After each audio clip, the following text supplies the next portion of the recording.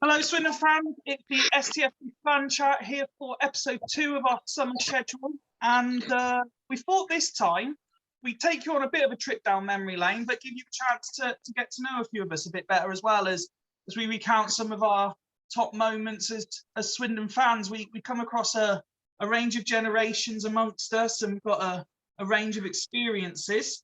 And I know a couple of the lads who, again, couldn't make it because of work commitments, gutted that it didn't quite pan out for them.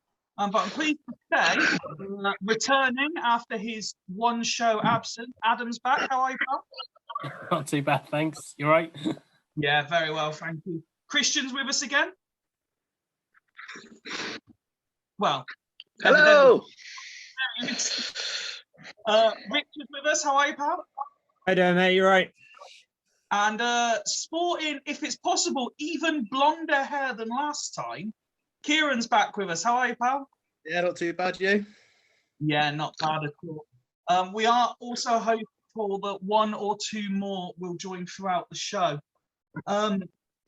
Set the scene for anyone watching this then, lads. I set you 10 questions so we could all get to know each other and anyone watching can get to know you all a bit better. So let's jump straight in with question number 1. And what was everyone's first game? I'll go with the order I've got you on the screen. Adam, what was yours, please, sir? Well, I've got it kind of split into two. So my first actual game was Swindon versus Everton, October 1993. I think I must have been about 4 or 5. 5. Now, I went with my dad, and I was moaning I was bored. And at half time, we went home. We were 1-0 down. And of course, in the second half, we equalised. But my actual first proper game was Swindon Bristol City in, I think it was October again, but it was 95. We beat them 2-0. I'm trying to remember who scored. I want to say O'Sullivan scored one of them. I can't remember who scored the other one. But yeah, that was my first game. But it was a 2-0 win in a derby as well. So, and obviously that was when Bristol City were a proper derby of ours. So. And Rich, how about yourself? Let's gauge how old you really are. And if you're as young as you look, what was your first game, please? So I've just turned 25. So my first game was in August 2004, and it was a 3-0 win over Hartlepool. So I was 8 years old. I remember Parkins scored that game, and there was an own goal, I think, in that game, but I'm pretty sure he was the last Swindon player that got a touch on it. So I remember that quite well. I remember it was a nice, obviously, summer's day. As I say, we won. So And Kieran, how about yourself, please? My first game was the 06-07 season, and it was the final game of that against Walsall at home. When we got promoted, I didn't even like football before it. I'd won tickets for like kick racism out of football competition at school where we had to like draw a photo or something. And mine was one of the best, despite having no artistic talent. So the entries must have been low, but we got forced to do it. And I won tickets to that game. And that was the first game I went to. I had a match-worn Christian Roberts shirt, bizarrely, before that game. But still didn't like football. And that was a game made me fall in love with football in the town. And I should have just left it there, really, at times, it feels like. I remember that game. I just remember Gerald Eiffel's goal going in, and I didn't know what to do. I just thought, I didn't even stand up for it. I didn't know what to do. I ended up on the pitch, though. I do believe, I'm trying to think back, I do believe I would have been at that game as well, if I'm honest.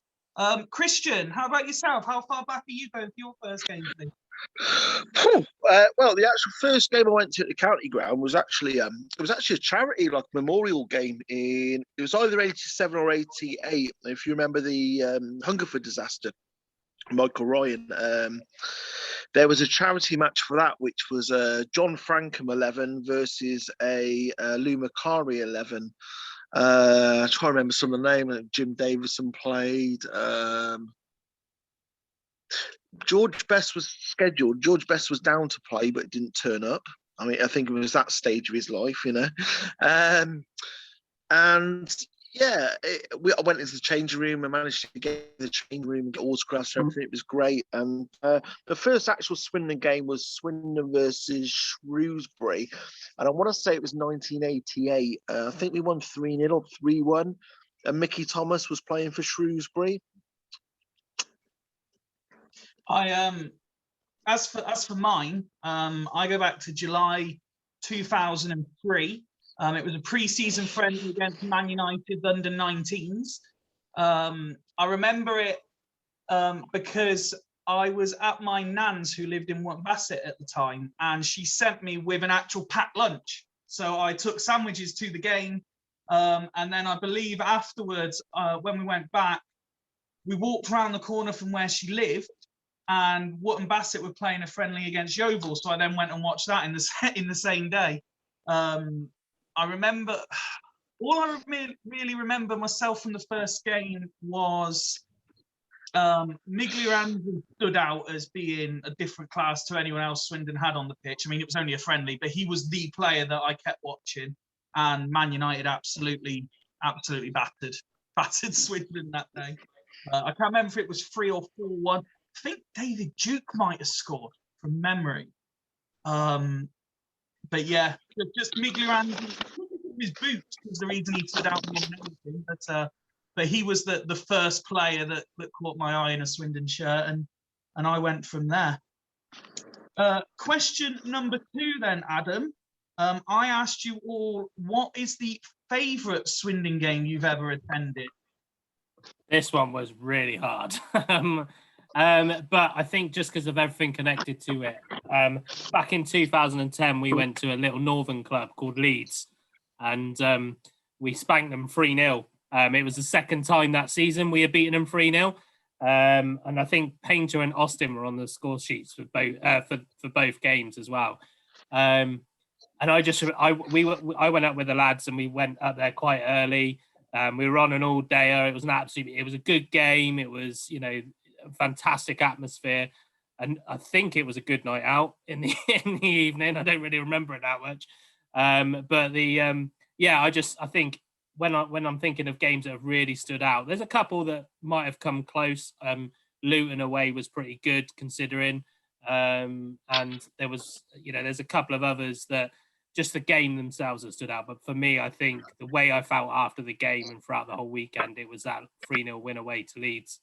It's very interesting you say that, and not to cut into your time, Rich, I'll come to you in a second, but I personally wrote down 3 games, and I scored 2 of them out in the end, and I wrote beating Leeds 3-0 at home that season.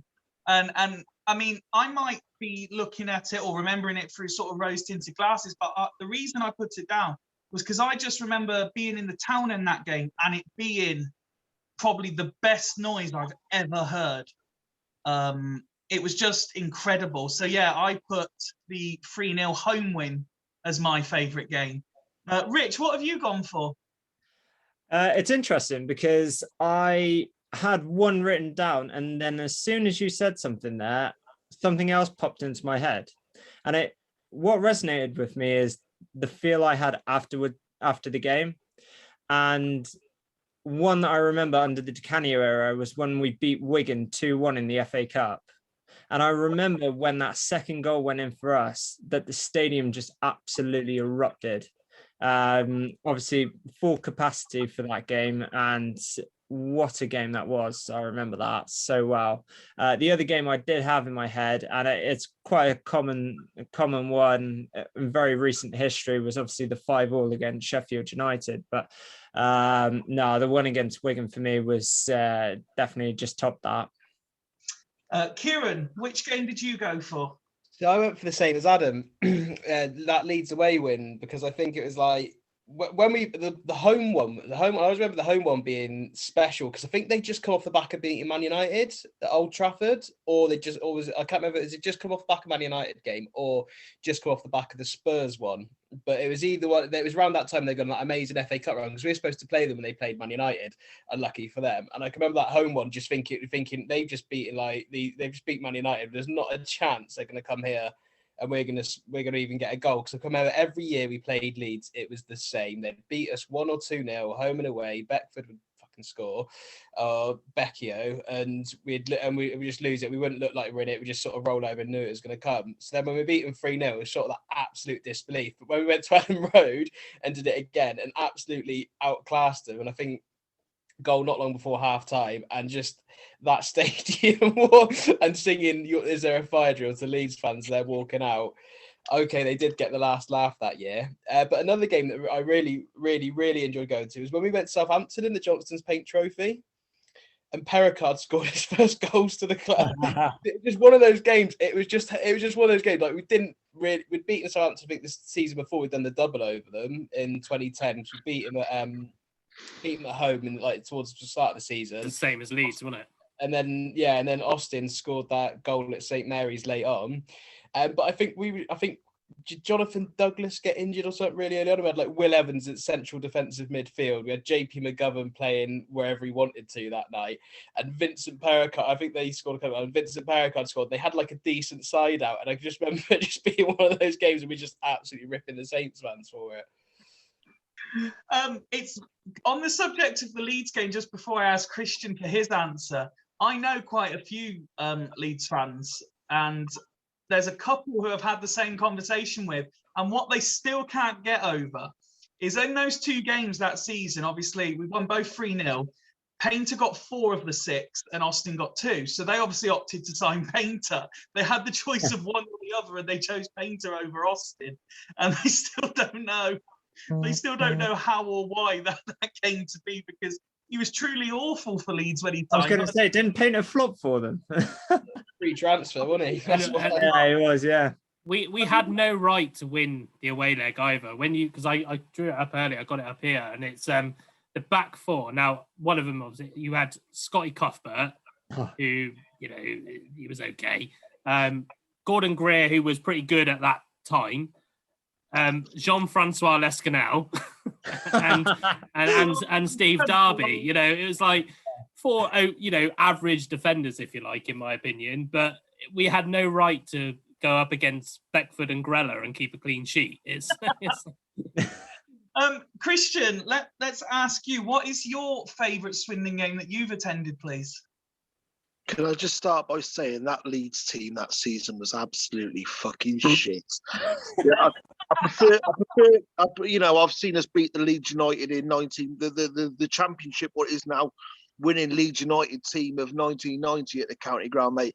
Gordon Strachan, the fucking lot. So we're not privileged with age, though, Christian.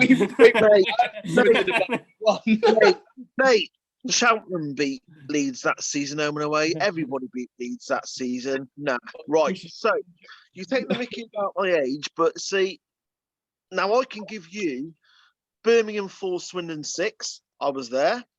I can give you Swindon 4, Leicester 3. I was at that one as well. So yeah, that's what we need you for. That's why I said privileged with age, Christian. I can talk about great players, mate. I don't need to talk about Luciano fucking Becchio and whatever. I talk about proper footballers. So, yeah, take the mickey out of my age, but Birmingham 4, Swindon 6, Swindon 4, Leicester 3. Thank you, I win. Next question.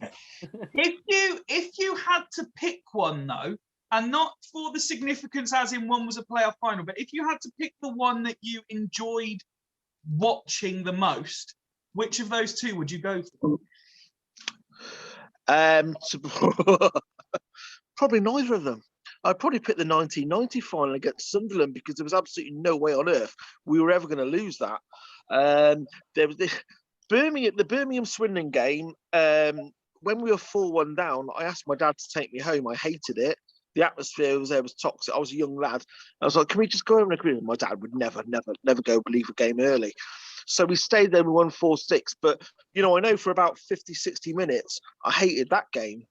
And then if you go on to the Swindon-Leicester game, I cried my eyes out when Leicester equalised and made it 3-3. So for pure knowing we're going to win, knowing this is, we're going to go up, it's going to happen, the Swindon-Sunderland game. But entertainment-wise, Birmingham, Swindon, or Swindon, Leicester. I wasn't a fan. The 5-5 Sheffield United game, you've spoken about. it was great for a neutral, but if you were a supporter of either the two sides defending was I was absolutely. going to say defensively, that night. they were just poor It defensively. was a great game for a neutral, Yeah, great for a neutral, but Jesus Yeah. Christ. First 17 minutes of that game was quality. Anything after that was just I Anything after that was Swindon. I wasn't fortunate enough to be there. I had to watch that one on the telly. I was up in Leicester and I couldn't get back for it. And there was a lot of guys at work watching it because I'd been talking about it all week, that game. And the amount of texts I was getting, like 3-0, about how easy it was. And then vice versa, when they were scoring goals, it was horrific to watch on the telly. I wouldn't have survived being in the ground for that game, I don't think. Question 3 was arguably for me the hardest one to answer. And it is, who is your favourite player during the time you supported Swindon? So Adam, again, set the ball rolling. Why have I got to go first? I think I know your one anyway, really. Yeah, but it's difficult because I look at I'm going to go with players that I've physically seen play, as opposed to ones that I might have seen on the telly when I was younger. Because like, even if you think of like the Maccas and things like that, you know, if I had actually seen him play live, he probably would be up there. But in terms of my first, because I was such a young wannabe striker, probably my first hero, if you like, was Christian's friend Sam Parkin. Other than that, Digby probably, and Danny Invincible. I just think I couldn't pick. They were all my favourites at certain times. Digby I just loved because I just felt he was such a, I don't know, just such a, you know, force. He was Swindon for me, and then I coached his nephew. But yeah, and then Danny Invincible. I don't know why Danny Invincible was just such a creative player, such a magical player to watch. And it was unfortunate it didn't work out really elsewhere for him, really. But yeah, but I'd probably say, because he was my first hero, it'd probably be Sam Parkin, just because I loved strikers when I was growing up. And he scored us a lot of goals. So obviously, I mean, I wish there was players that I could remember watching when obviously I first went to watch Swindon, but I think mainly probably around that 2010 era, the two players that really stood out for me. Well, obviously one of them went on to play a couple of seasons after. One of them was Charlie Austin, and the other was Simon Ferry. Simon Ferry, I mean, even after Swindon Town, I've seen a lot of his podcasts. I watch Open Goal and everything like that. And the guy is just absolutely hilarious. I went to see him. He did the thing in the Legends Lounge last year, just prior to COVID.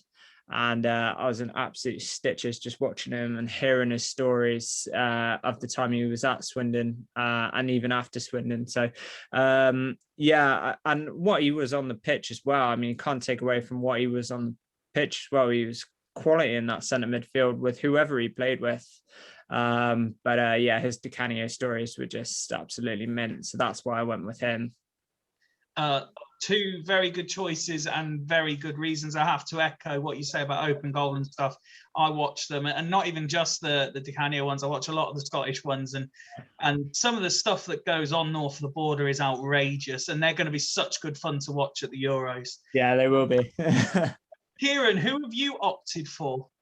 So I had sort of top 3 for me, because it's difficult to narrow it down to just one, but I think Simon Ferry's one of my all-time favourite players, just because, again, a lot of stuff off the pitch, but on the pitch as well, because he didn't have, just the way he turned it around in the Canio area, and sort of 2010 he was good, but you're thinking, oh, is he going to be good enough when he came back in that relegation? We thought he didn't have sort of the best of times, but the player he became under the Di Canio era, and then just I think the connection he had with the fans, and just how much of a shift he always put in. He left a lot on that pitch. He was just a class player. He's one of those few players as well that didn't ever leave on bad terms. It just left because it was over. It was the right time. No bad taste like there was with Painter and whatnot. Another one that's a real favourite, and again, it's probably the fan element of it, and just because he always put a shift in. And the player was Lee Peacock. Absolutely love Lee Peacock. because I think he's absolutely like he's one of my all-time favorite players. He's the first name I had on the back of my shirt. May have been because they ran out of ones for Cox, so I had 32 instead. But then he became one of my favorite players. We did a thing with like school, and we got to pick a player to interview, and I was the only Swindon fan. And we picked Lee Peacock, and he was absolutely class to do that with. And he always put a shift in. And I can remember when we beat Gunthorpe at home, when we when they were 2-0 down at half time, and then went down to like 9 men. We beat them 4-2, and it was like one of his comeback games. He just ripped his back support off. The other player was Paul Caddis.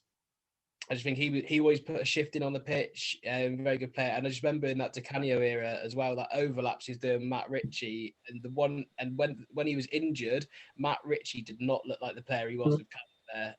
Although Matt Ritchie wasn't a bad player that season, and one that stretched back particularly at Wembley. If you had Caddis and Ritchie down that right hand side, that would have been a different game. But I also think he just puts a shift in. I think when he comes back as well, he's just an absolute fan favourite, and he's just one of the best right backs I think I've seen at town. Mate, there's no right or wrong answers, and they are three absolute stellar players of our era. All Scottish as well.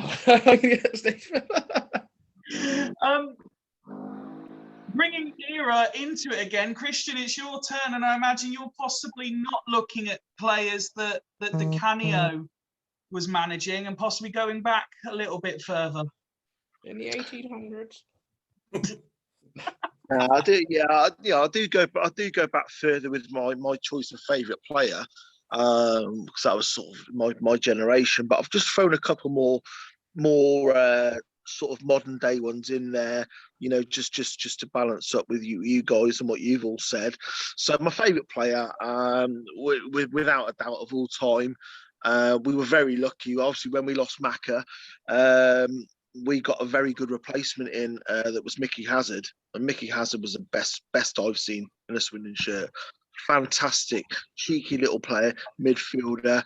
Always used to run in circles for some reason. He'd make a circle and lay the pass off. Great player. So he'd be my favourite. If I'm going a bit more modern, so we're going really old there. Let's go a bit more modern. I thought Charlie Austin was the most. Jan Fjortoft, I loved Jan Fjortoft, fucking brilliant player. But I'd still say Charlie Austin was a better finisher than Jan Fjortoft.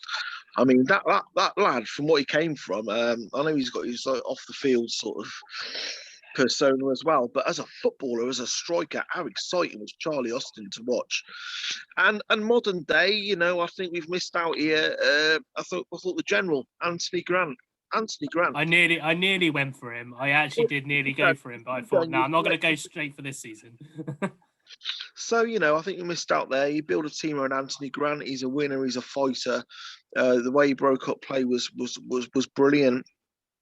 But yeah, no, there's some good modern suggestions in there as well. To be fair, guys, the only one I would slightly disagree with, I wasn't ever a fan of Ferry. I think Ferry's personality carried him a little bit, and I don't think he was that good a footballer. But the Peacocks and everyone else you said, yeah, agree. When I was working out mine, so I've got my piece of paper here, and I wrote Austin. I wrote Barry Corr, who I adored Barry Corr. I don't know what it was about Barry Corr, but I adored him. He's brilliant. It was very similar to how I felt about Alan Connell. I really liked him as well. And then I thought, it's going to be controversial, but when I was thinking about players who really stood out to me as being like the guy when we needed them, I then decided to scrap all the strikers that I'd written down. And first I wrote Gordon Greer, and then I changed my mind again, and I've decided to stick with, potentially controversially, Jonathan Dudley. And he was one of the players that I had on my shirt. I remember having a bet with a friend one year about who would score more goals, him or Blair Sturrock. But during the period when we were good and he was good for us, he was exceptional. He was as good a holding midfielder as I'd seen up to that point. And so that is the reason I've opted for him, Christian. And I can see you really want to disagree, so go on. Mate, what he did in that season where we lost in the playoff final, he was a good player. Unfortunately, the season afterwards, he really blotted his copybook. He was an absolute arsehole. He was disruptive. The amount of hassle he could. This lad, this chap, he was the captain of the club, right? And he's got they formed a little Leeds clique with him, Sheehan, Brutton. And honestly, mate, the amount of stuff he's behaved like an absolute spoilt little brat that next season. And I would say, I'd even say he cost Danny Wilson his job. He was no, not Douglas for me, mate. I'm not here to dispel anything that happened. I'm not here to refute anything that happened. But for me personally, that year for the playoffs, he was exceptional. And that is the reason we overachieved it. We overachieved that year as well. We were apparently we were tipped to go down that year as well. So for us to even get borderline automatic promotion, let alone did really well that year. But after I said to everyone, your choice is absolutely valid, and then mine gets thrown completely under the bus. I'm pleased to say that joining as a late addition to the squad, Craig's with us. How are you, pal? Yeah, I apologise for the delay and for the inconvenience caused. No worries. I'm going to quick fire catch you up if that's okay. You've only missed the first. You're saying that as a train driver, though, isn't you? Yeah. You've only missed 3 questions, so I'm going to quick fire catch you up. Okay. Yeah, no worries. What was your first game? Well, the first game, I mentioned it in the last video, was against the playoff final against Sunderland. But my first game at the county ground was that following season. We got demoted against Bristol City at home. I think it was like the first or second game of the season. And it was that game, the only thing I remember about it was AD Vivash came on as sub, and then 20 minutes later, he was subbed again. And this was in the days when you only had 2 subs. Do you remember that? It was just like, I've never seen anything like it, before or since, But that was my first sort of game at the county ground. The joy of this, and something I need to work on and go back to, is this is always recorded on speaker view. Christian's little face when you said that, right in the camera, he was bouncing up and down. He's like, "Yeah, I remember that." Mate, I've missed you this far, honestly. I need an old head like me, but yeah, that gave me a real good flashback. That I remember, I was in the Shrivenham Road with my dad, and he was like, "He's only just come on as a substitute." I think he'd only been on like 10 minutes or something like that. I don't think it was because of the way he played, but I think an injury had happened or something, and they had to change the shape of the team. But it was still 10 minutes too long. He was crap. Question number 2, Craig. What is your favourite Swindon game that you've attended? My favourite one's probably one that most of you wouldn't have even remember, but it was in the 1991-92 season. We played Middlesbrough at home, and the reason it was memorable for me, even though we lost 1-0, I was mascot that day, and it was a birthday present for my parents, and it was the best birthday present I ever had. I was in the changing rooms with Glenn Hoddle, Mickey Hazard, John Moncur, Colin Calderwood, Sean Tate, all my heroes. They say throughout, for most people throughout their lives, you never get to meet your heroes. Well, I did that day, and it was brilliant. We shouldn't have lost that game 1-0. I think we missed a penalty as well. But yeah, that was a great game. And also, I fell over in front of the town end during the pre-match warm-up. So yeah, exactly. That's what I got, Rich, from the town end. So. That was my most favourite game for obvious reasons there. Mate, that's a cracking story and a great reason to choose that one. The last question that you've missed is favourite player. As long as you don't pick anyone who who previously played for Leeds, then you'll be pretty much okay with everyone. Otherwise, Christian will disagree. Yeah. Obviously Alan McLaughlin was one before he went, but my all-time favourite was Sean Taylor. He was brought into a team that played at the style of football that Glenn Hoddle played, so he wasn't. People think that he was just this big centre back who just hoofed it up the end of the pitch, but he had to play a bit as well under Glenn Hoddle. And plus, he scored quite a few goals. I think in the season we got promoted to the Premiership, I think he got about 12 goals. And you just see, he was just immense, wasn't he? You know, gum shield, headband.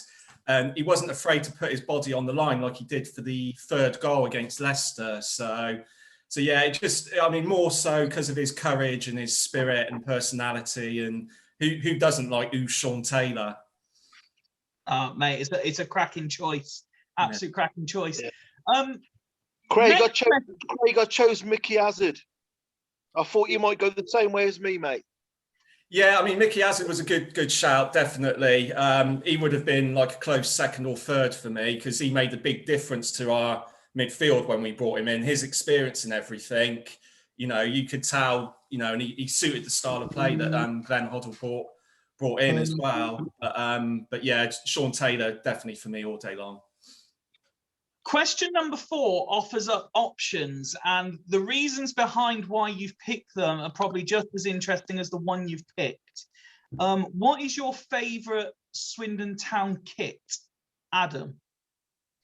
Mine will be, even though I was only 2 years old when it was released, would be the 1989 white spool GWR Swindon one. And that is literally just because it was the first, I think it was my dad's, and my dad gave it to me, and I literally wore it all the time for about 3 years.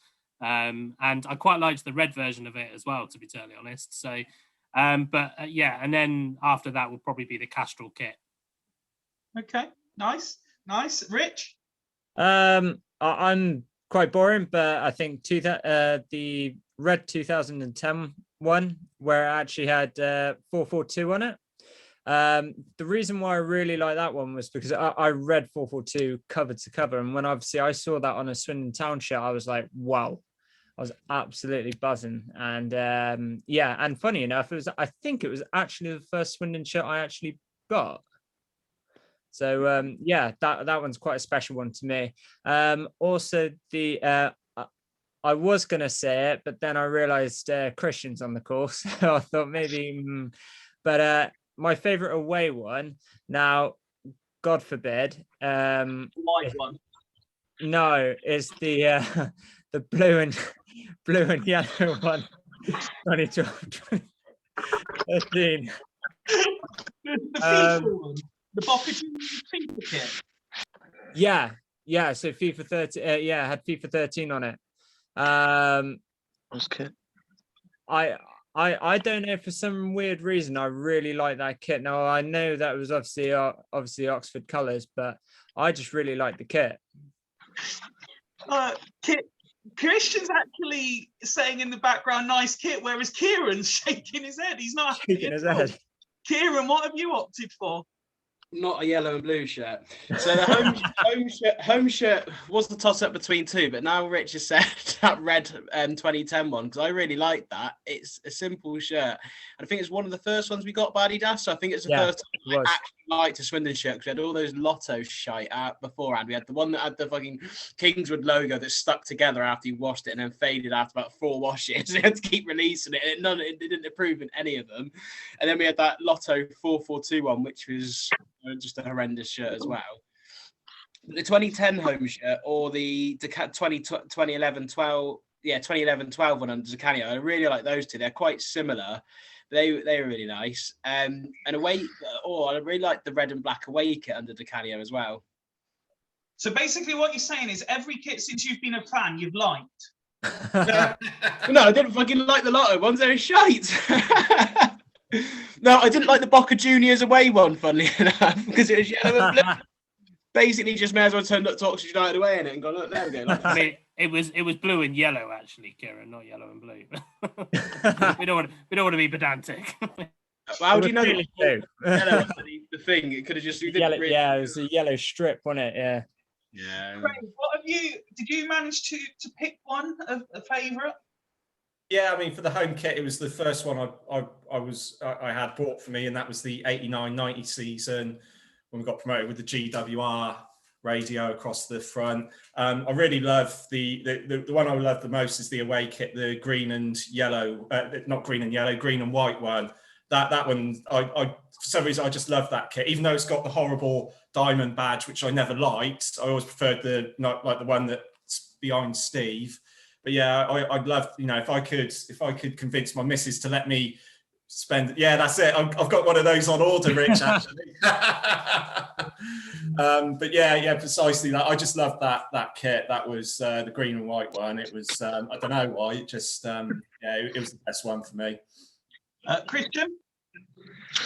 Yeah, favourite shirt was, hang on. Ooh. I've just grabbed a few from upstairs quickly. I was hoping he was getting his shirts and not taking his shirt off. So, yeah, I've got the green and white one there. That's probably my favourite one. That was another nice one. The old Yeah, I like that one. Yeah, I like that one a lot. Castrol, All the Castrol ones are decent, I thought. It is an exclusive. This was nearly our 2011 shirt. Whoa. That's one of the samples that Adidas sent. And then we've got the shirt of Hurt here. Remember that one? Jesus Christ. Yeah, that's the one that we wore in the FA Cup, wasn't it? The story behind that one, the reason we had the people, we fell out with the people in 1990 because it was them that basically grassed us up to the Football League and got us demoted. But we were sponsored by Samsung that season. The people didn't give us any money, so there were fans saying, "Oh yeah, people have given us money, so let's let bygones be bygones." They didn't. What they did was they gave Samsung column space in the People newspaper in exchange for having their name on the shirt.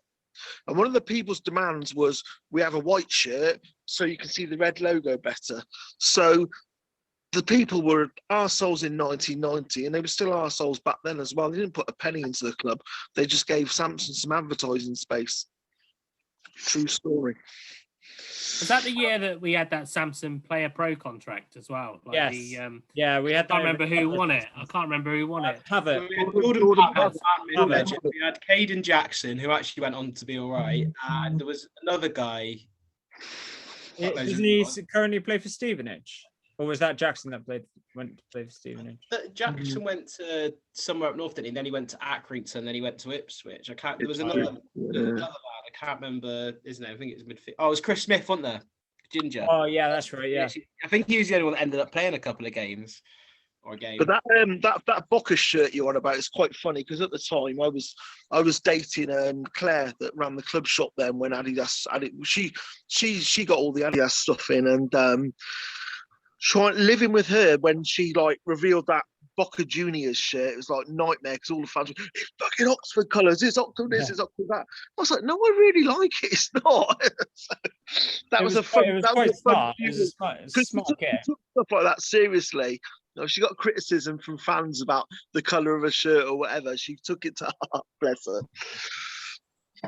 For my choices, we spoke off record on Sunday, and I mentioned this question, and I said that I was strangely attached to the white Kingswood top where the logo came off after one wash, but only because at that point I was at college then. I was growing up a bit, I had a bit more independence. I was going on away days and stuff, and there was just something about that shirt that I grew attached to.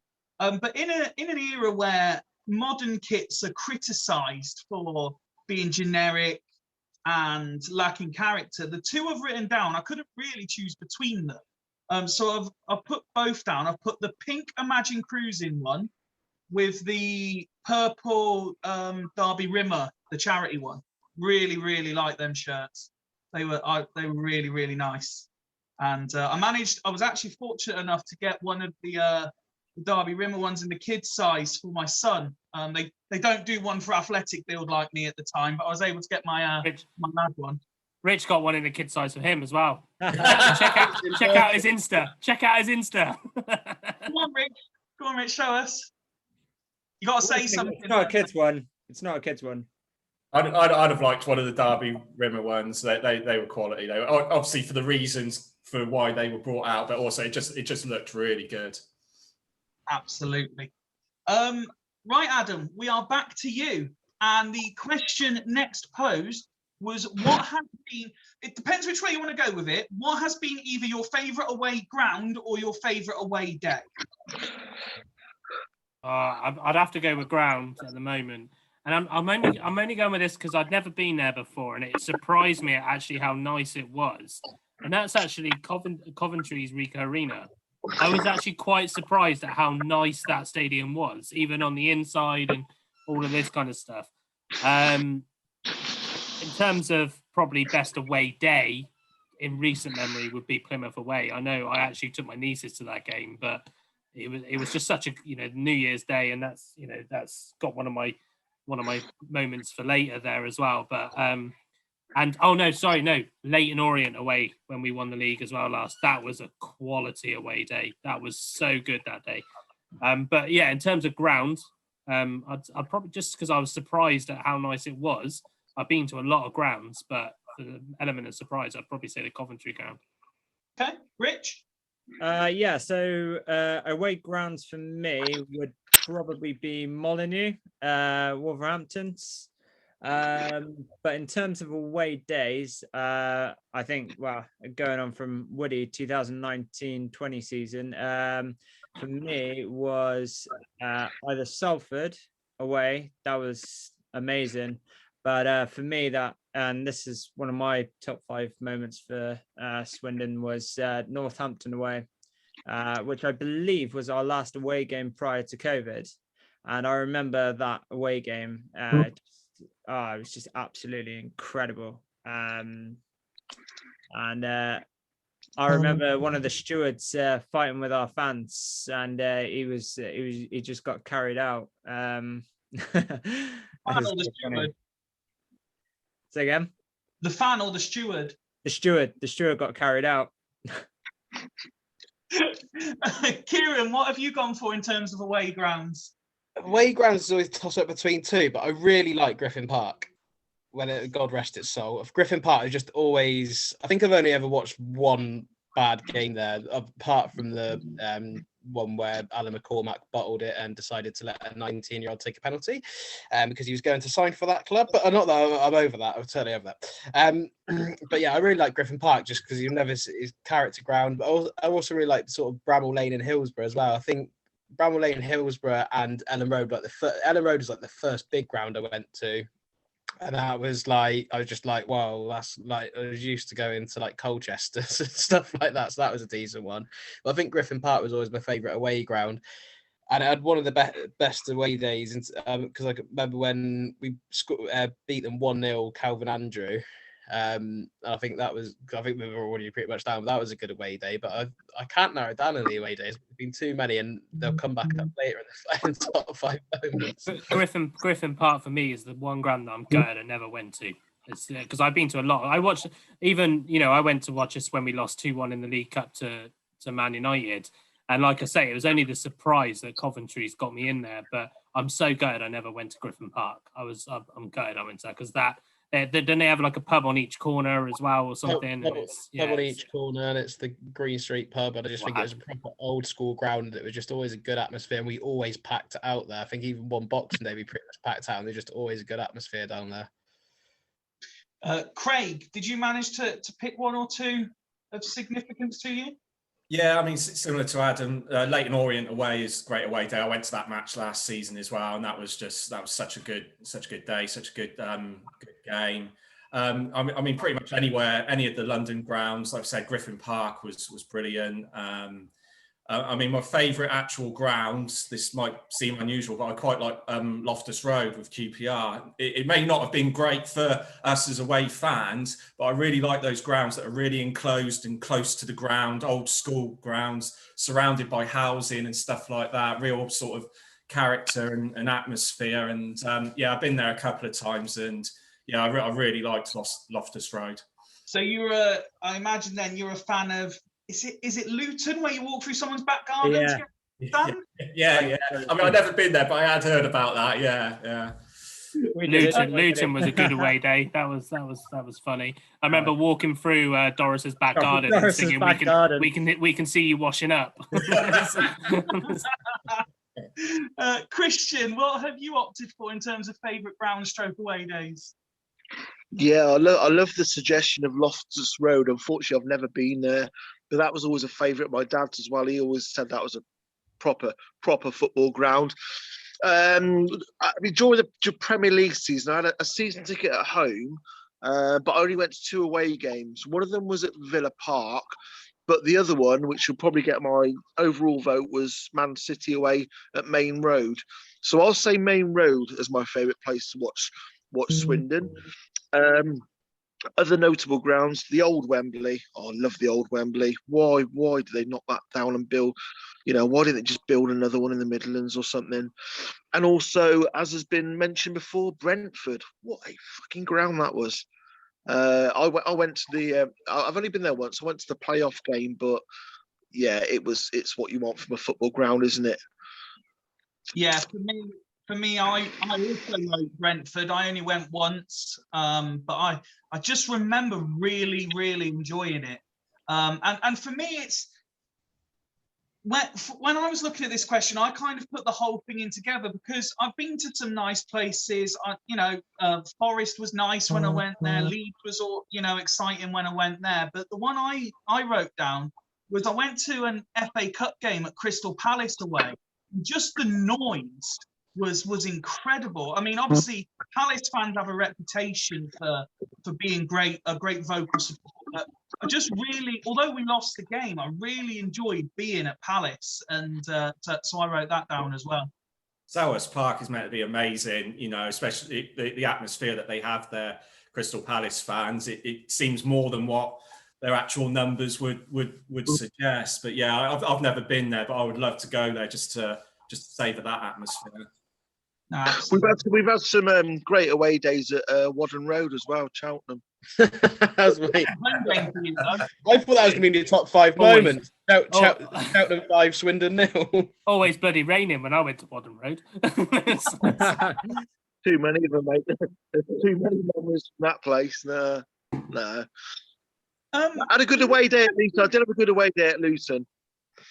Yeah. I went to Luton once that I can remember. I'm pretty sure I only went once, but I did enjoy it. I'll tell you what I did enjoy when we went to Swansea and they'd not long had their new stadium. I enjoyed that as well, except for when obviously Rory Fallon went there and it'll just become a bit darker. But it was a nice little stadium, and the industrial estate around it was all right. New stadium was shite though, Steve. Let's be honest. New stadium was shite. And we at Swindon, we've missed the boat, at the moment. So the ones that like the Majeski and the Kassam and everything, hopefully they'll start looking old and crap soon, and we'll get a new stadium which will be even more state of the art. Hopefully, like built in the traditional style of 4 stands and not these bowls and all that crap. I mean, Kassam Stadium doesn't count as a stadium. It was a poor example. It is really poor. Really built on the. I mean, if you look at like new stadiums, a lot of them are soulless. The Majeski Stadium is there's no atmosphere there at all, and like we say, the Kazam. But it is possible to build new stadiums where you can, like the Britannia Stadium in Stoke. I would love to go there. This was the stadium where Arsenal bottled it a few times. That was one away day I wish I went to. Their first game at the Britannia Stadium was against Swindon, and we won there. Chris Hay got the winner. Yeah. I mean that shows that you can build a new stadium and have a good atmosphere there. So it is possible. That 4-3 at Stoke, actually, that was a class. Because Yeah, I can remember I think they were like, shit, they might beat us here. All right, we'll bring Peter Crouch and Kenwyn Jones on, who are both like on fire at the time. We still fucking beat you. And they just Swindon. That was a good away game. As soon as Christian said the Britannia, I was like, shit, the 4-3 game was that was the same as me. Fucking warm. It was just one of those, like, one of the games that defined the career of just being fucking utterly off its head. The next question, it made me think a little bit to come up with a good example, but who was the one youth player that you really thought would make it at Swindon, but it never quite happened and he just sort of disappeared into the ethos, Adam? This was really hard because we have a habit of every good youth player we end up shipping off anyway. But one and to be fair, I narrowed it down to two, both with the same surname. The first one was Jordan Young, because I saw him playing a couple of preseason friendlies, and I thought, you know what, he's got something a bit about him, and I think he played like 7 games for us, and I think he scored as well. But Scored on his I think- debut. yeah, and I think he struggled with, I can't remember who was up front at the time. I just remember when he left, I thought, oh, that's a shame. And I think he actually stopped playing football after that in terms of professionally as well. And the other one with the namesake, he did play more games, but he did kind of, I guess he was kind of a youthy player, was Alan Young as well. Because I always thought he was decent. But again, he struggled with who he was up against in terms of up front. So for me, but I'd say Jordan Young just because I know that Jordan, for me, he had so much to offer, I felt, and he unfortunately it just didn't work out. But yeah, so those two really. Rich?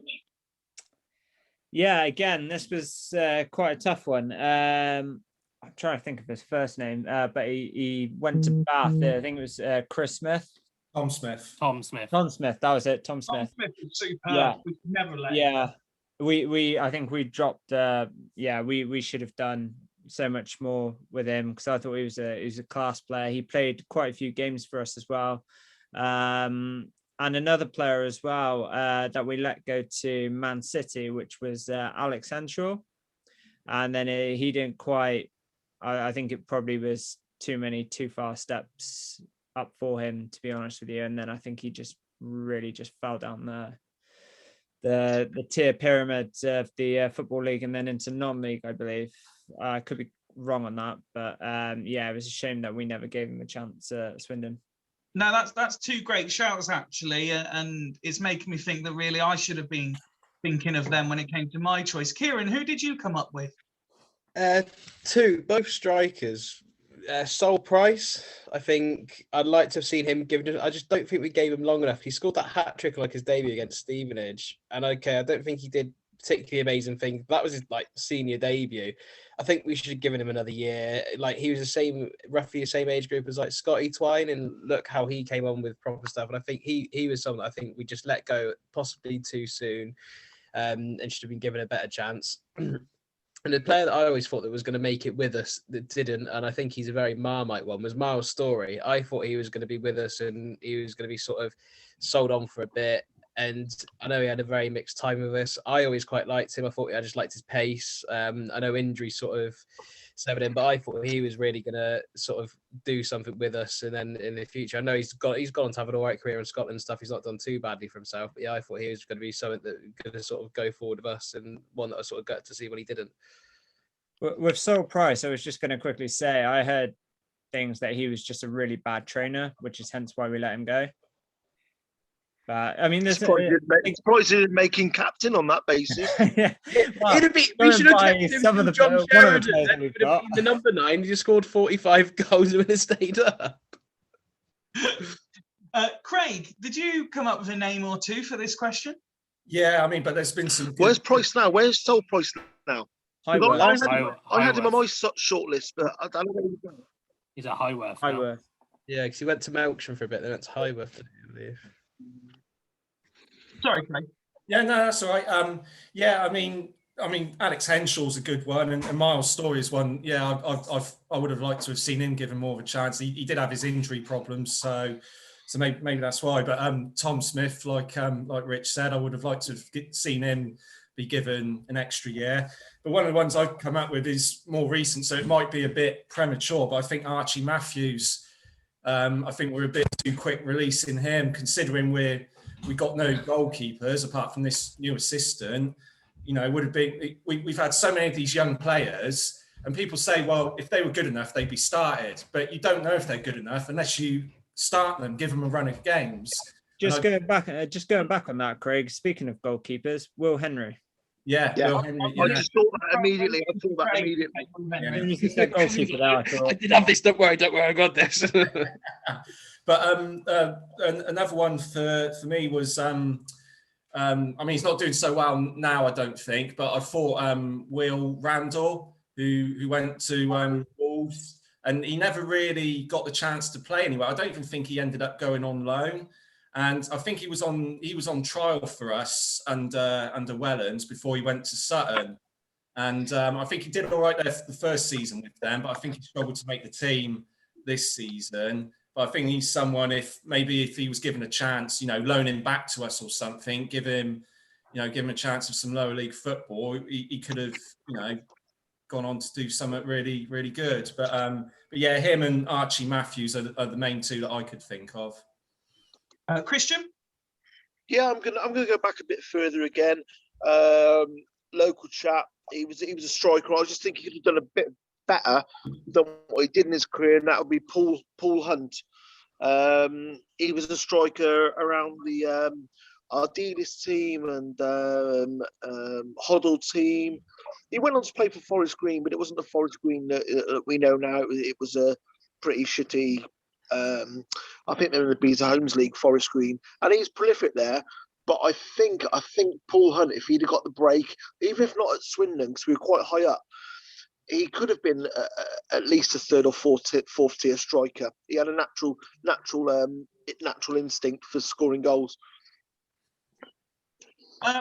You've all made really, really good suggestions, and it makes me, in a way, feel quite poor about who I've picked. But when I was looking at this, during my youth, I was one of those that would always go on the game editor if I was playing, say, Champ Manager or FIFA, and I would start putting all the kids in that never got onto the game. And the kid who, no matter what game it was, always seemed to be really good. And as I was growing up, I thought, you know what, he's got a little bit of something, was Ashan Holgate. He looked like he was gonna do a bit, and then it just sort of never happened, and he disappeared. I think he stayed playing non-league for a while at a variety of teams, but he was the one sort of as I was first getting into being a Swindon fan that I thought he could be, a good young player that will be at Swindon a while, and it just didn't quite happen for him. Yeah, I saw. I used to coach It's a good shout. Sorry, Christian. Sorry, mate. I didn't mean to interrupt. I was going to say that's a good shout. He would have been on my shortlist too, because purely for the fact I saw him at Supermarine, and you sort of thought, again, a team in League Two could possibly take a punt on him, and it might be all right. I thought he could make his way back into the game, but it didn't happen. So it's a good shout, that, Steve. Yeah, I was surprised nobody picked him up after we released him, and I sort of knew him because I used to coach the age group below him, so I came across him and his team quite a lot, and he was just, so he just stood out on the pitch. He was just, obviously this is minor league football, so you haven't really got a good bar to tell what the quality is, but he was, he was immense. He was strong. He could score goals, and you can tell that he was one who could end up potentially being a professional footballer. It's a shame it didn't work out for him.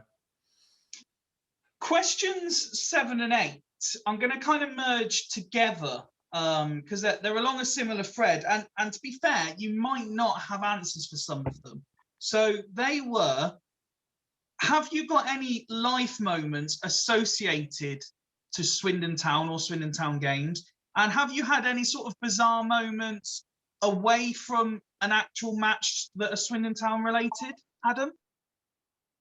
No, not really, to be honest. I generally can't think of any, but it'd be one of those I'll wake up at 3 o'clock in the morning and go, oh yeah. But we spoke a little bit about it off air, but the thing that will always ring in my mind is slightly away from the game, but would be the Carlisle thing. Was it Flickroft's first away game in charge? I had trusted faith in the tap and barrel travel, and the guy hadn't even booked the coach. And I just so happened to be awake at 4 o'clock in the morning, witnessing, I think it was Brad Allen. I think it was like messaging on Facebook to say that they've got problems. They're trying to book a coach.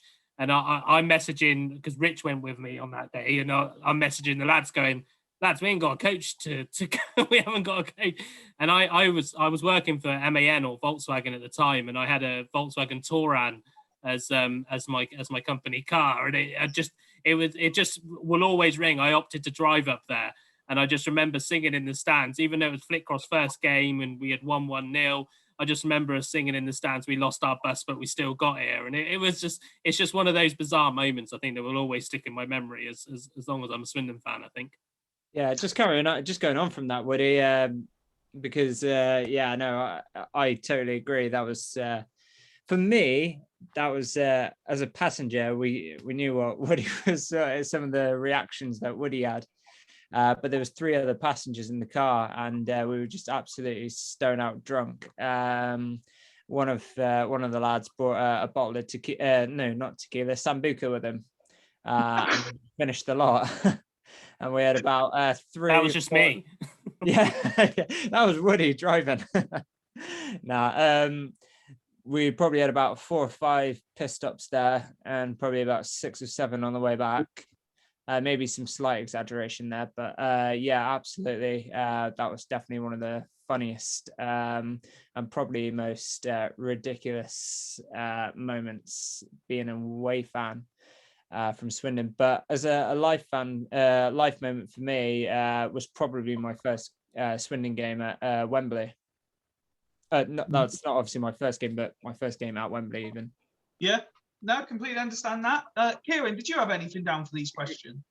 I had one that, because I was trying to think of it, and a bizarre moment, it was sort of at a game, was getting escorted through Swindon Station with Nathan Thompson and Kurt Hammond. So we played Cardiff City at home in a pre-season, and those two are both from Warminster, and I was obviously going back to Chippenham.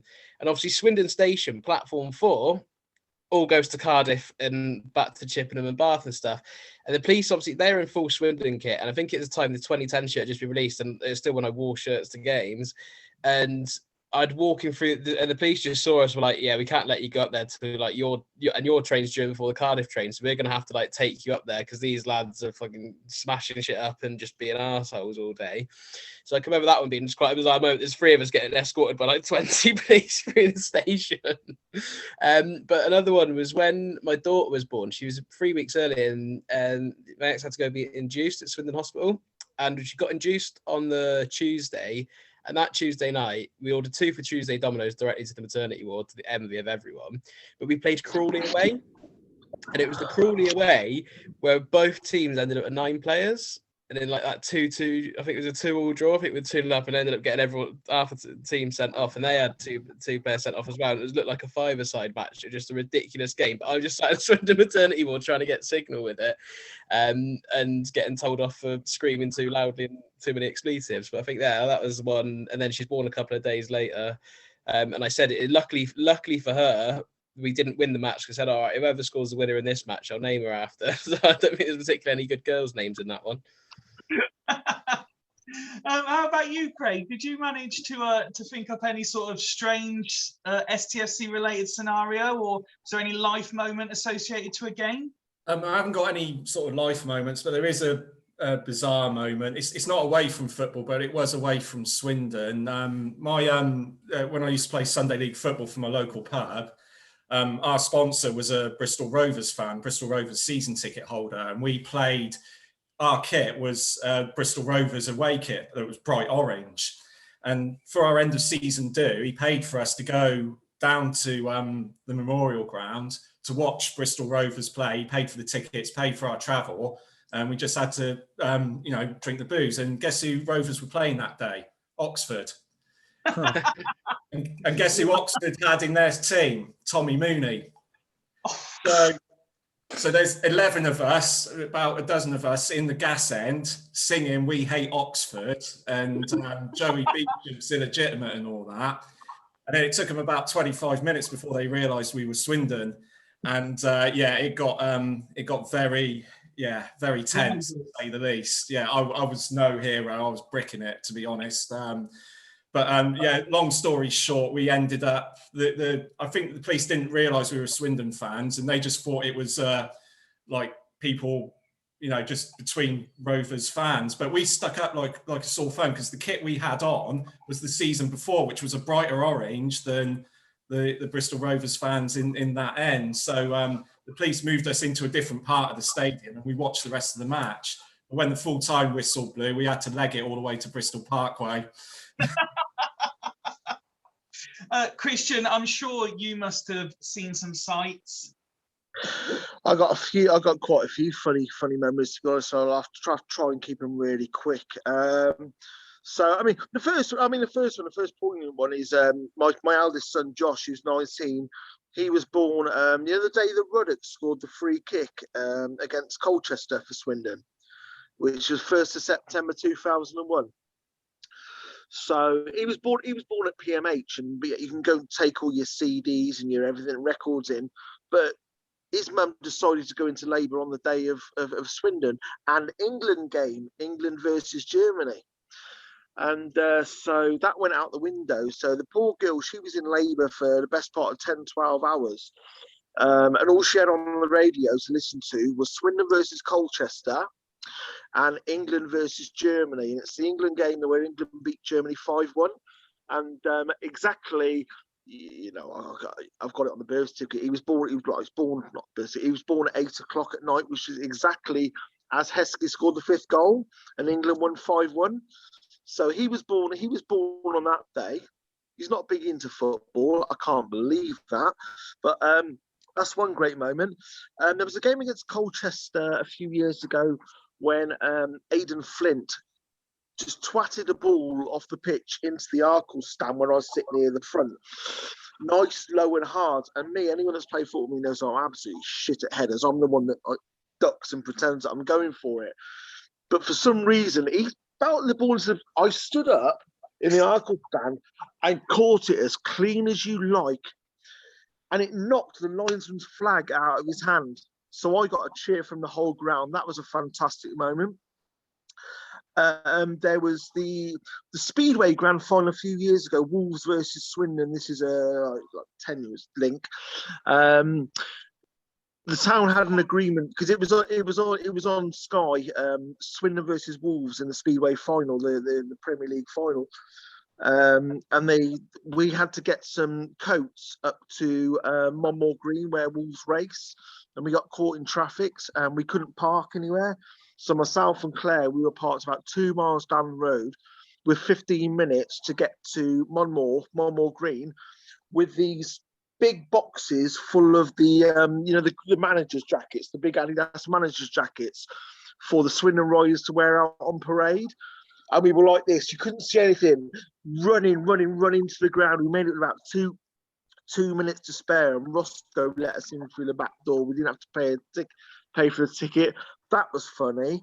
And also after the Millwall playoff final game, there was a party. There was an after party at Alexandra House, which had been pre-booked, and obviously it's a bit of a somber atmosphere because we've lost. We've had a few drinks, and I'm still with Claire. And we got to Charlie Austin, and the first thing she says to him is, "How the fucking hell did you miss that?" Oh man, I didn't know where to look. Oh man, that's quality, absolute quality.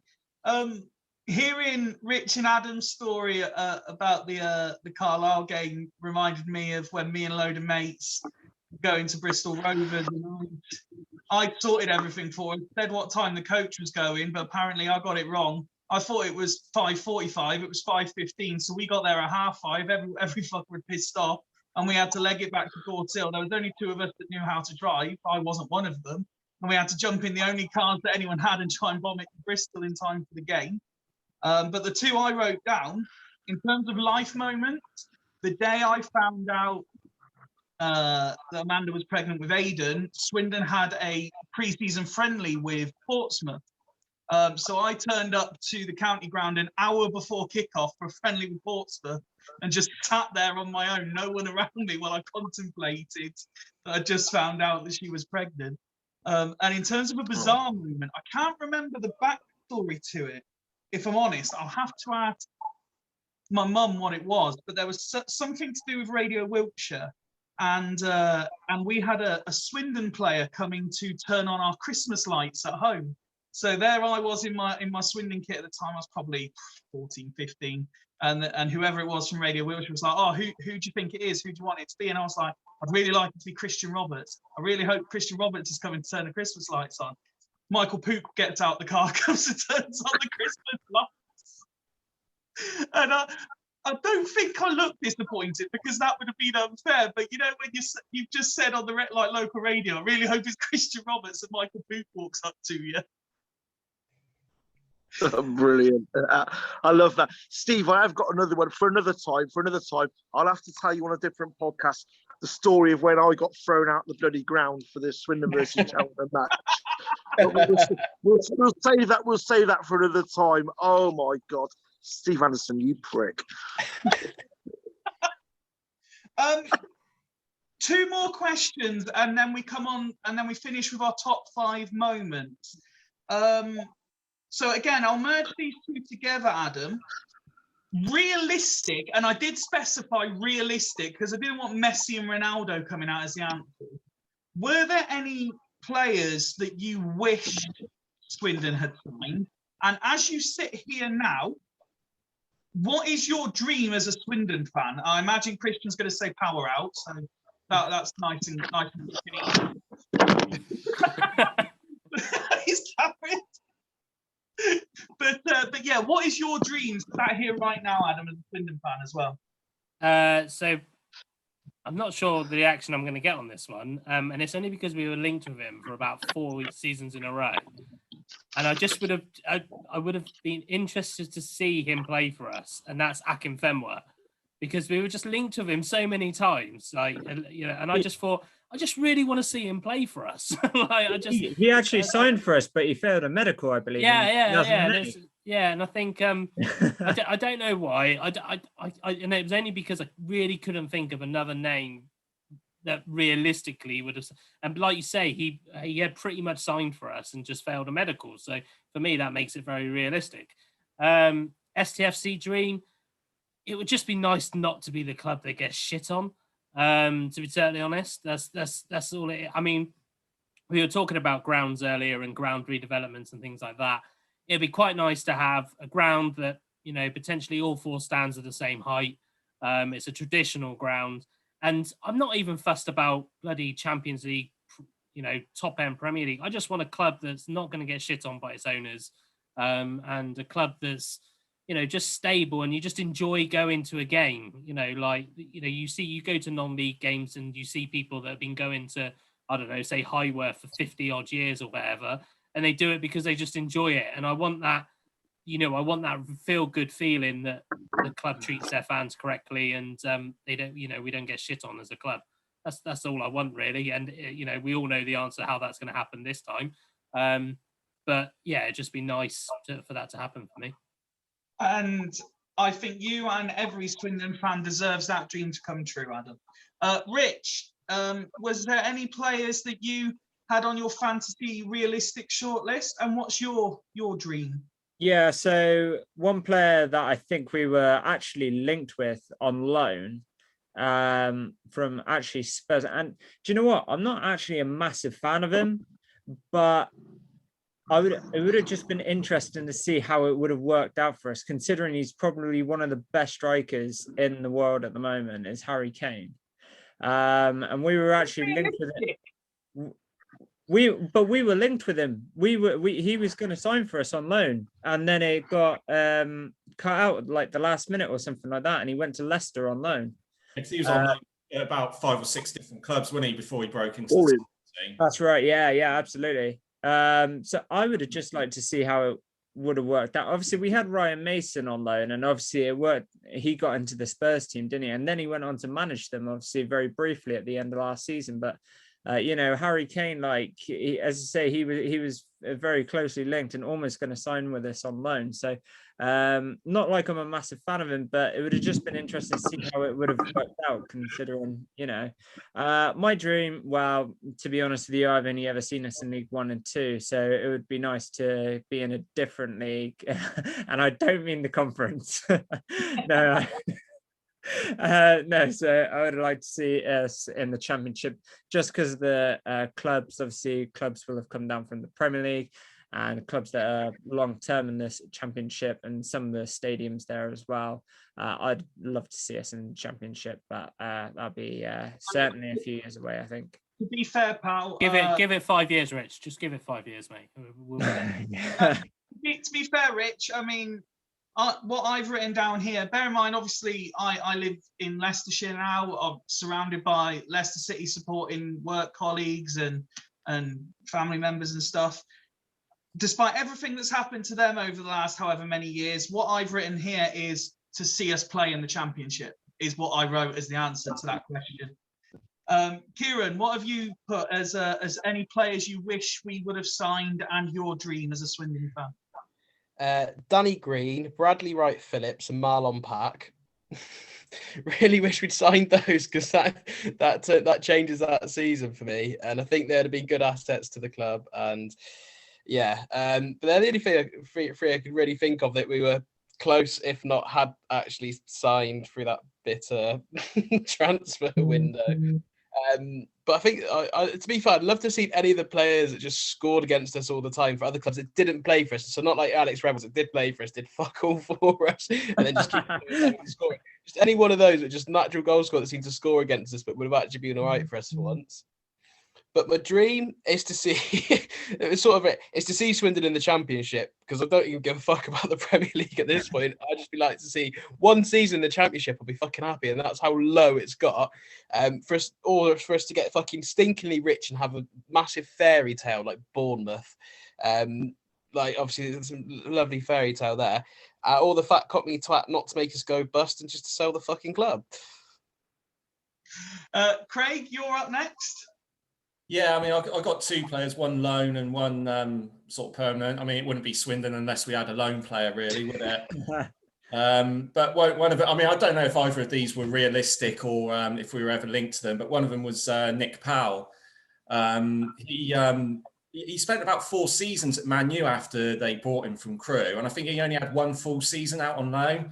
And I'm like, surely when we were like in the 3rd tier, we could have had someone like him. I saw the Crewe playoff match, which I think was the same season we got promoted under Di Canio.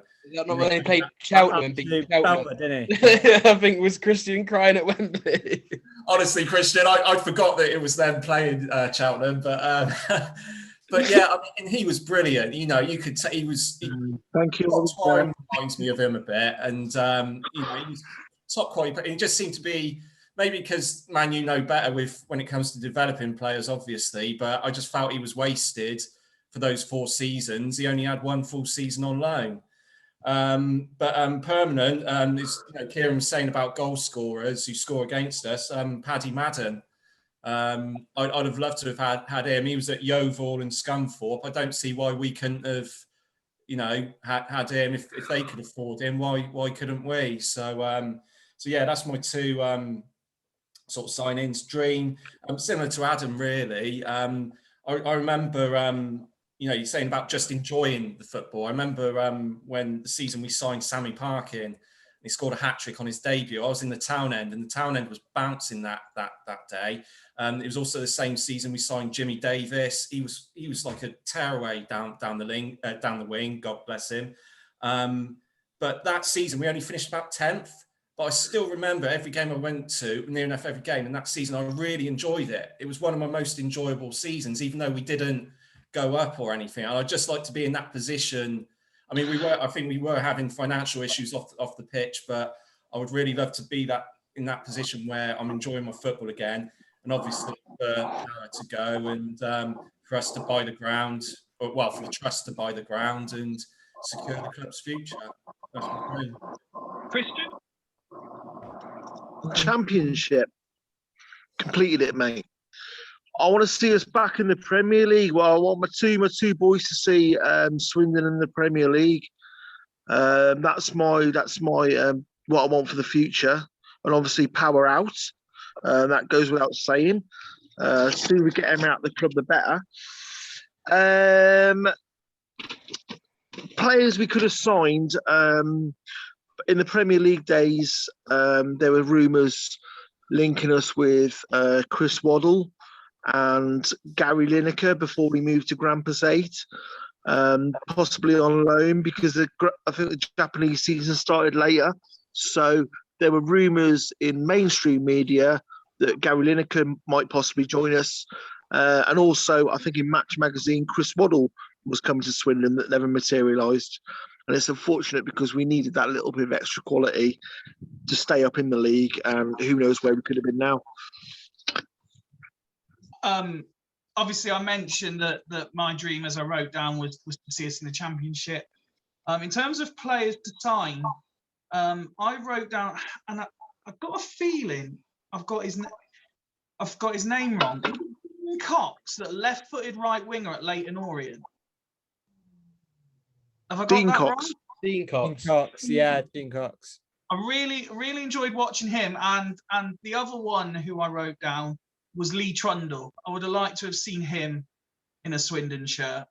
I'd always, as much as you can't like him for the clubs he played for, you couldn't not enjoy watching him play, especially at Swansea. I mean, he was obviously, that was peak time when I was watching Soccer AM, and he was, the showboat on his own. He was the everyday man's Ronaldinho with some of the stuff he was doing on the ball. It was outrageous. And he was even on, I happened to be watching it the other week, and he was on, and it was just a joy listening to him and some of the stuff that he did and got up to. Steve, wasn't it in a playoff final, Lee Trundle, when he took his jersey off, he had a T-shirt underneath where it was somebody pissing on a Cardiff shirt or something like that? Wasn't that him? I'm pretty sure that was him, and he got into trouble for it. It was either a playoff final or some sort of final. It was definitely Paul Tate got in trouble for that when he was at Birmingham against Villa. He pulled up a T-shirt and it was Birmingham City shit on the Villa. Another player that was literally so close to signing for us, was prolific in the lower leagues. We got Zump last second, but he'd agreed to sign, and everything was Ruben Reid, who was quite prolific at Exeter, Plymouth, etc. His dad was a regular in my pub in Fish Ponds that I used to have, and he said he literally drove him down to Swindon and got a late phone call. After he passed his medical, he got a late phone call from Exeter and went there instead. Lads, it's been an absolute pleasure listening to all of these answers and the reasons behind them. I've really enjoyed this one. The last thing I asked you was your top 5 moments, and I don't want to break the sequence, but if it gets any darker, we're not going to be able to see Christian. So I'm going to start with you if I can, pal, and just do your top 5 in reverse order, if you can, please. Your top 5 Swindon Town moments. I've got 6. Is that all right? You can't just follow the rules, can you? That's why you get kicked out. Well, Okay, so randomly, this was off the top of my head. A lot of thought gone into it. The Cantona sending off at the county ground, I think, was an iconic moment in our history. That will always be there. Cantona getting sent off against Swindon. The Aidan Flint equaliser at Brentford in injury time was just fucking mental, limbs everywhere. How I didn't walk out of that ground pregnant, I don't know. I loved Di Canio's post-match celebrations, and I think they were great. That was a great time to be a Swindon fan. Fjortoft hitting form in the Premier League. When he started, you thought, oh my God, we've got a fighting chance here because he can't stop scoring. Maskell scoring the goal off the stanchion at Wembley. The sound of it hitting the stanchion bling, and going in was amazing. And the 1990 playoff final, that era, the ticker tape, the Samba style football, and our D list. Those are my top. And celery. As we've done, Christian, I might do this one in reverse order. So, Craig, have you managed to put your top 5 together, please? Yeah, for me, it's funny because Christian said about that game with Cantona, but it was in that same match, I think, that when it was the old Shrivenham Road end, Mark Hughes fell off the pitch and went into the crowd, and somebody turned around and whacked him one in the crowd. So not that I would condone that these days, but I just thought that was absolutely hilarious. That was quite fun. I don't think there was nothing happened from it, but yeah, apparently somebody clocked him one in the crowd when he landed into it. The next one would have been Di Canio running on the pitch in celebration when it was away to Northampton, I think, and he was just. You could see him just before the goal. He was gesturing to Alan McCormack to get up and get up and get up. And then he did. And then all of a sudden you see him in the corner going up celebrating. And that was quite iconic for me. The next one would be the Rory Fallon overhead kick. I mean, that goal that's the sort of goal support routine you'll see once in a lifetime. And I was lucky to be, I was in the ground that day, and you don't believe that it's happened at the time, but yeah, that was immense. The second one would have been the playoff semi-final against Charlton, where we lost the keeper early on, and we were down to 10 men, and then we went and won it on penalties. That was just unbelievable. And we went through to Wembley. And then finally, it would be the playoff final against Leicester, which was up to the Premiership. I don't think it gets much better than that, to be honest. They say it's the most, the biggest, most expensive game in the world, the playoff final. And obviously that game, 3-0 up, then 3 each, and Paul Bowden's penalty. That was an amazing game. I was just gutted. I was too young to drink at the time. Honestly, both of you, the memories you shared there, your top 5 or in Christian's case 6 moments. This is why everyone becomes fans, and so thank you for sharing those. And you can see again, this obviously again I reiterate, this is recorded in speaker view, and literally as you were saying, some of them, Craig, all you could see was Adam and then Rich just going. Yeah.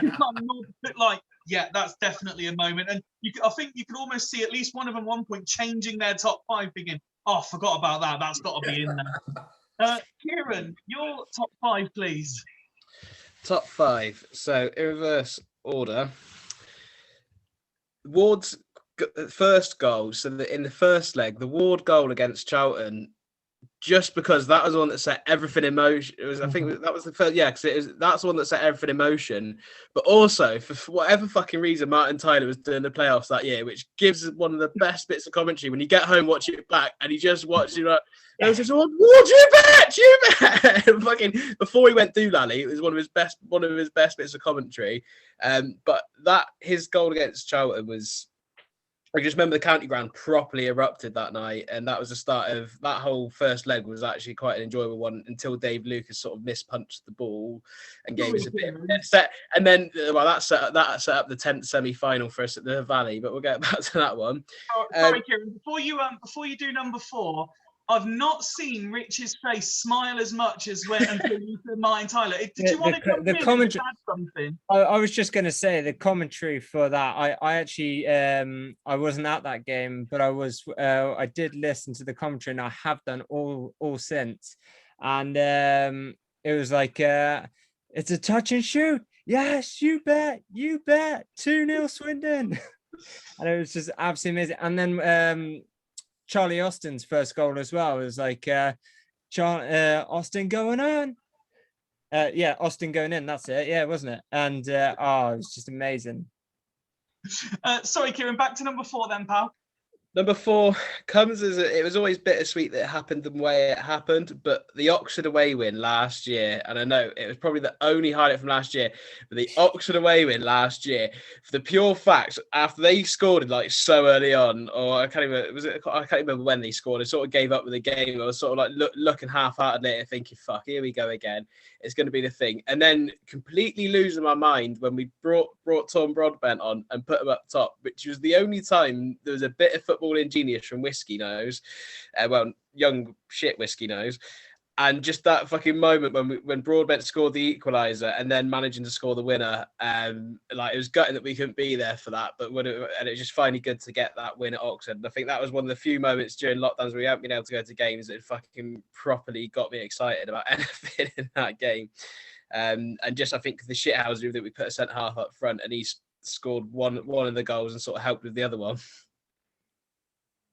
The other one that I've got was Flint's goal at Brentford.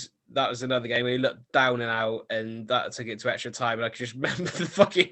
I think everyone ended up about 20 rows from where they started in the away end that game, and like I can remember being at the back of Brentford at one point, just like stood at the back of the stand thinking, "Fuck's sake, we've done it here." I think being at like 2-0, and then we sort of came back, and Flint sort of scoring that so late on. I think we like missed the corner before.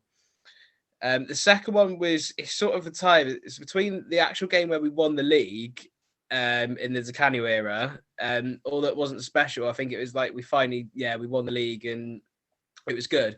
But also the promotion at Gillingham where we had like fucking half the squad out. We sort of buzzed through it, but we all just stood there for like hours after the game, and everyone just bundling Wes Fotheringham's car, who wasn't allowed into the game, got told by Di Canio he had to go before the full-time whistle, wasn't allowed to celebrate with the fans, and he sort of, obviously by the time he got out, every fan was just surrounded in his car. But my top moment has to be the moment Stephen Darby's penalty hit the back of the net at Charlton. The Sheffield United game doesn't make it because I can just remember being about half-time that game. I was so fucking tired. Like I've never been more drained after a football game. But the Charlton game, I was physically feeling sick when we were like 2-0 down. Because my first like sort of playoff semi-final or anything like that. First time we'd had like a chance to go to Wembley, and so like we could do something here. I can remember Ward's goal going in there, and it was just the slowest roll of the ball. Watching it in real time, it goes in a lot quicker, but I can just roll that ball rolling in, and it took about 2 hours for it to hit the back of the net. And then Gordon Greer's Kung Fu kick, someone we had done before, just thinking, oh, here we go. But when Stephen Darby's penalty went in that night after Nicky Bailey skied his, and just the relief and on it, and sort of Phil Smith getting his moment, I think, as well in Swindon colours that night. You know, I think that was sort of one of his final swan songs properly. That he finally got some recognition and won every fan over that night, I think. No, absolutely, and I think Rich is going to be. I think I've stolen half Rich. Not gonna lie, you can't see it, but 5 of his. Yeah, so Derby penalty 2010, winning League Two, celebrations after beating Oxford. I remember going to the county ground after that. Absolute limbs. Northampton, Craig touched on it, but when Di Canio just ran down the pitch. But also, I mentioned it earlier about the away game in 2019-20, last away game prior to COVID. And I think, I also put that 5-5 game as well. But there were so many Swindon memories to choose from, just cannot think over the last 12, 13 years. But yeah, no, absolutely. I don't know how for you. Imagine being Christian.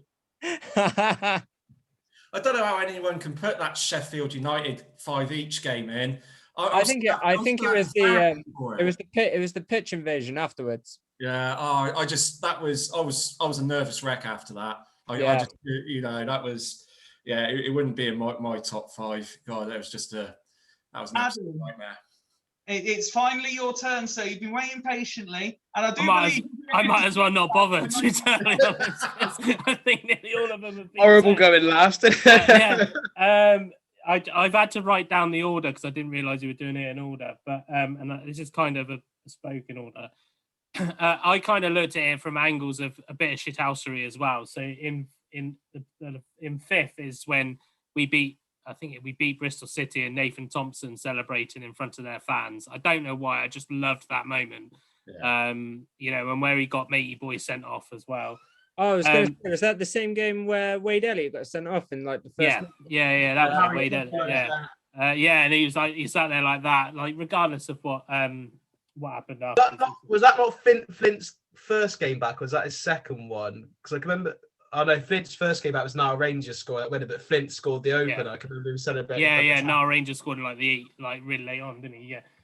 And then I've got the penalties against Charlton. I wasn't at the game; I was watching it on telly, I think. But yeah, it's and the one thing is, it is a Di Canio one, but it's not the celebration against Northampton. And this is only because I'm a manager myself, and it is that post-match rant when he got sent off, and he said, "Send me to the stands, and I'll win this league anyway." I don't know why. I thought I wasn't a big fan of Di Canio.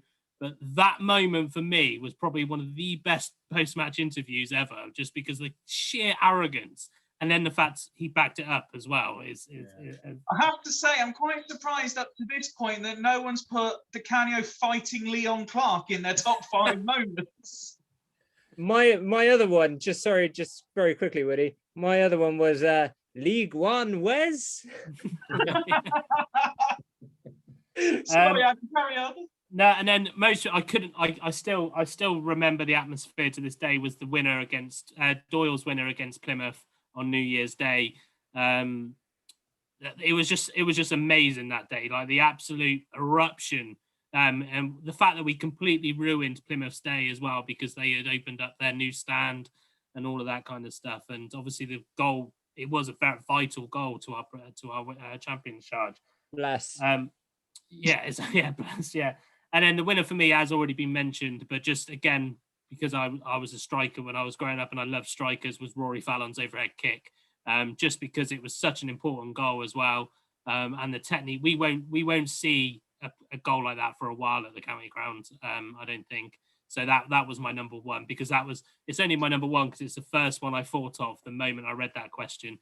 But most of them had already been said. So. My 5, I'll be honest, I've kind of gone sentimental as much as anything with my 5, which you'll understand as I go through, but I just want to give an honourable mention. Earlier on, I called it the best game of mine, but the Leeds 3-0 doesn't make my top 5 moments. And also it got mentioned earlier, but the Stoke away game when Paolo was in charge was unbelievable, but that doesn't make my top 5. So in 5th place, I put when I started writing my Swindon Town blog, and the reason for that is I was lucky enough that thanks, Steve. Was that when I did the blog for you? That's one of your favorite moments. I think you've all pretty much done it at one point or another. But yeah, I'd started the blog. I'd started at the Wash Bag. They let me write some stuff, and I really enjoyed it.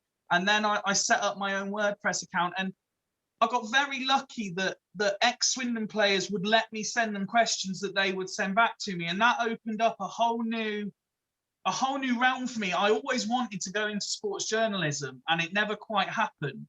And for them, you mentioned earlier, people like Simon Ferry, the fact that these people were allowing me to send them questions and they would answer them, I enjoyed it so much. It then got me talking to other fans who I'd not physically met before, and from there we're now doing this, and I'm loving doing these conversations. It's brilliant, and I can't wait to see what we go on to in next season and beyond with these, and hoping more people get involved, and that whole side of things all started from that, and I'm really grateful for that and thankful. So that ranks as 5.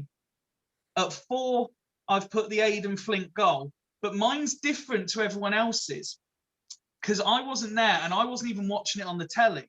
I was listening to it on the radio because I was driving back from Skegness. I just dropped my son and his mum off. They were having a holiday, but I couldn't get the time off work. And I was driving back from Skegness, and I was in Melton Mowbray. And as it happened, I was sat at some red lights. There was a shed load of cars all around me. Flint scored, and all you saw was my Kia bouncing up and down at this red set of lights, and everyone looking around. The horn was going, and everyone was looking around like, what is happening? In the middle of Melton Mowbray, there's just me jumping up and down in my car. Better not stop them the only time that car's being mounted. It was a great holiday, Steve. I enjoyed it. At number 3, I've also put the Fallon overhead kick. I remember I was in the nationwide stand at the time. My older brother, who was the one who really got me into going to Swindon games. He at that point he had Fallon on the back of his Swindon shirt and stuff, and he was stood one end of like the row we were in, and I was stood the other end, and at the very back, and we both just sort of ran to each other, and suddenly everyone was jumping on each other. It was incredible. At number 2, and it'll mean nothing to you guys, but I've put a game from November 2013. Swindon Town 1, Swindon Town 3, Carlisle 1. And the reason that game means something to me is that's the first game I took my son to. He was, November 2013, so he would have been 4. And we went 1-0 down, but by the end, I took him in the Arkle stand, and we were stood there with the security guard waiting to leave. As the third goal went in, he was just doing this really cute little dance, and I thought, that's what I want. Like Christian said, my son's not interested in football, which is a shame for me, but you know, maybe as he gets older. But that moment where I could share what I love with my son and him dancing at Swindon winning really means something to me. And that's what football does to people, I think. And my number one moment was the Wigan FA Cup game when the second goal went in. And the reason it's number one is it was on my 22nd birthday. That was my birthday present that year. The ticket. I've driven down from Leicester. I was there when the second goal went in. Probably the best birthday present. Craig, was it you that said earlier your best birthday present was when you were a mascot? Yeah. Sorry. Yeah. That Alan Connell goal for me, best birthday present I've ever had. Honestly. I've really enjoyed this. I hope you guys have enjoyed taking part, and I hope anyone that sits through the looks like best part of probably 2 hours of us going down on a trip down memory lane. I hope you enjoy it. Please, Facebook, Twitter, LinkedIn, anything you want. If you want to talk about any of the memories we've shared, or you want to share your own, answer the questions, drop us a message. We'd love to interact with as many Swindon fans on all these questions as possible. If you'd like to get involved in future episodes, drop any of us a message. We can sort that out. We have got an idea of a schedule all across the summer, which includes a load of STFC lineup episodes. I think the first one we're going to record, we might be adjusting the date slightly because of the Euros, but we're going to look to do, the first one is going to be an England and Scotland combined 11 ahead of the Euros game. And the rules, gentlemen, for as many of you that can take part as possible, you have to have a minimum 5 from each country.